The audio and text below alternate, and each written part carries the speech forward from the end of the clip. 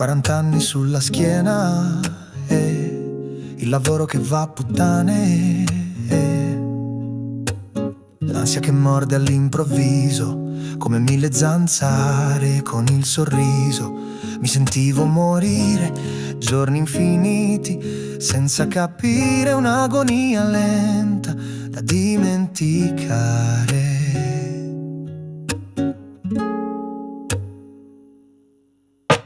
Gli ultimi tempi un inferno, la testa che non si contenta, al lavoro la stessa merda, la pressione che sale. Guidando verso casa dovevo fermarmi, stavo male. Parcheggiavo a caso, scendevo e camminavo nel vuoto come un drogato, solo per scuotere via sta merda che non ho scelto, sta prigione della mente. Poi una sera c'era il concerto di scuola di mia figlia, tutti pronti per andare, anche mia suocera. Un bel contorno, apriamo la porta per uscire, ricomincia, sta stretta al respiro. Dico che non ce la faccio, sto avendo un episodio, un brutto momento. Mia suocera mi dice devi reagire e io penso ma come minchia faccio se non so come agire.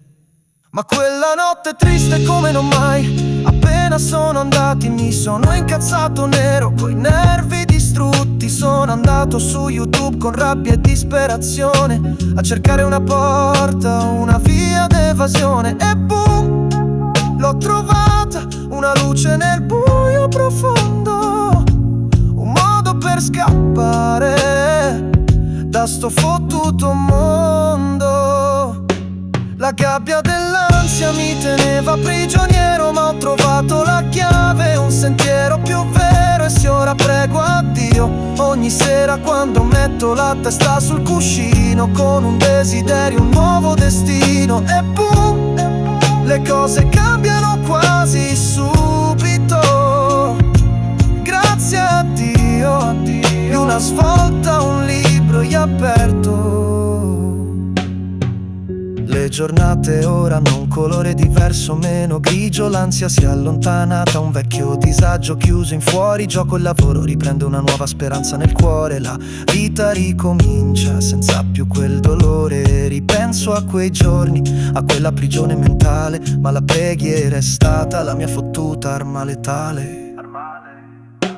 La gabbia dell'ansia mi teneva prigioniero, ma ho trovato la chiave, un sentiero più vero. E se ora prego a Dio ogni sera quando metto la testa sul cuscino, con un desiderio, un nuovo destino. E boom, le cose cambiano quasi subito, grazie a Dio, una svolta, un libro riaperto.